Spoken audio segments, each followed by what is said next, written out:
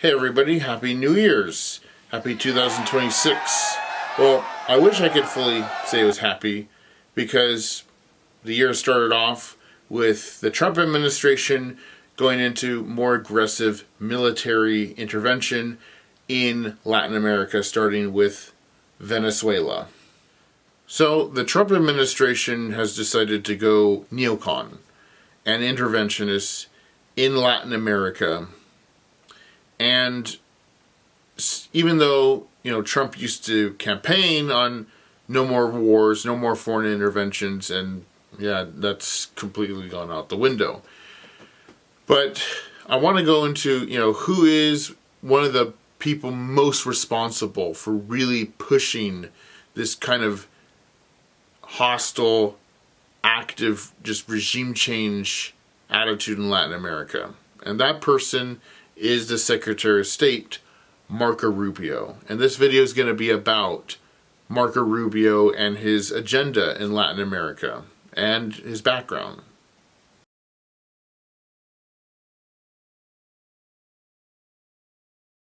So Marco Rubio is the very first Hispanic to be the Secretary of State in the United States. And he is fluently bilingual, he's fluent in Spanish, and all that stuff you would think would be great for the top diplomat of the United States for having better relations and communication with Latin America. He doesn't have to have a translator, and he's Hispanic, child of Cuban immigrants.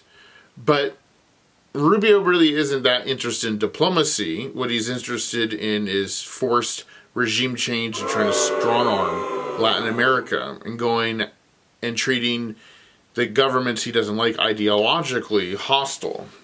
And that's kind of the antithesis of diplomacy. So Marco Rubio, is an ideological zealot. And that comes from his upbringing. Rubio was raised under, a very anti-Castro family from Cuba, his parents, and is part of a larger political community in Florida of a bunch of Cuban Americans who strongly hate the communist dictatorship in Cuba and want to see it overthrown. And by extension, people like Rubio also strongly hate any socialist government in Latin America and any government that's not friendly with the United States or criticizes U.S. foreign policy. So Marco Rubio has always been a neocon and an interventionist. When he started in the U.S. Senate back in 2011, he backed the U.S. intervention and bombings on Libya to help topple the dictator Muammar Gaddafi during the Arab Spring, and after that continued supporting more regime change and military intervention in Syria and other places in the Middle East. And during the first term of the Trump administration was already advocating for an American military invasion of Venezuela and posting things on Twitter with Muammar Gaddafi, pictures of him next to Venezuela's dictator Nicolas Maduro. I knew when he was going to become Secretary of State what kind of probably neocon plans he was going to have. And it's coming true right before my eyes what his agenda is. So clearly, Venezuela has been on the checkoff list for Marco Rubio for a long time, and him wanting to topple the government of Venezuela. And so far what the U.S. did is they got rid of Nicolas Maduro, but they left the rest of the dictatorship in power for now. I'll go into another video. I don't think have not seen the last of American intervention in Venezuela. Next up will be Cuba. And Rubio wants to finish the job, basically, especially now that Cuba is very weak, to topple the communist dictatorship in Cuba. And then also Nicaragua is going to be another target. of the Trump administration, as long as Marco Rubio is Secretary of State, to try to topple that dictatorship. And in terms of other Latin American countries, other than Venezuela, Cuba, and Nicaragua, obviously Rubio is going to try to influence any upcoming elections for the next 2 years to try to only have people who ideologically match with him become elected presidents in the different Latin American countries. Marco Rubio really is a wasted opportunity for America in trying to build better relations with Latin America, because a lot of Latin American countries, they're very mistrustful of the United States because of America's long record of intervention, invasions, regime changes throughout Central and South America and the Caribbean. And Marco Rubio is basically bringing all that back and celebrating it. And a lot of people in Latin America are terrified by this and are resentful.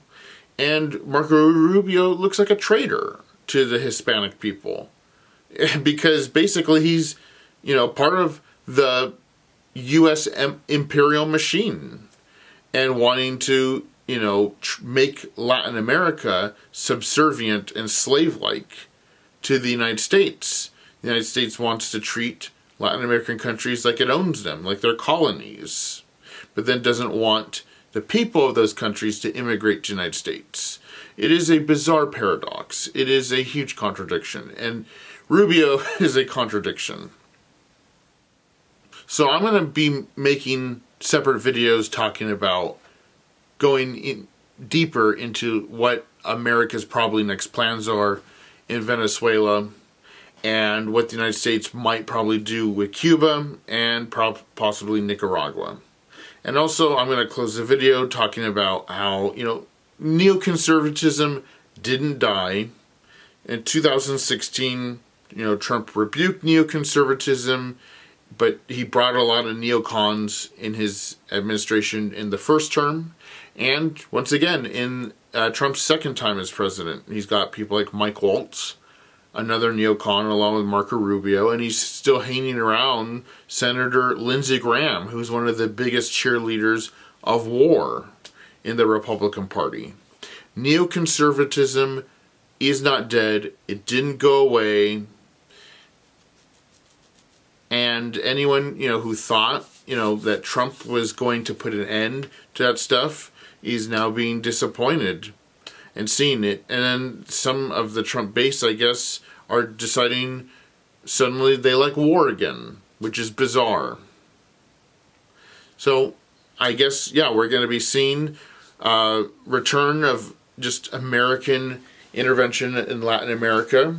And when it gets messy, you can guarantee there will be immigration messes coming from those countries, just like in the past when the U.S. interventions didn't go well in Latin America.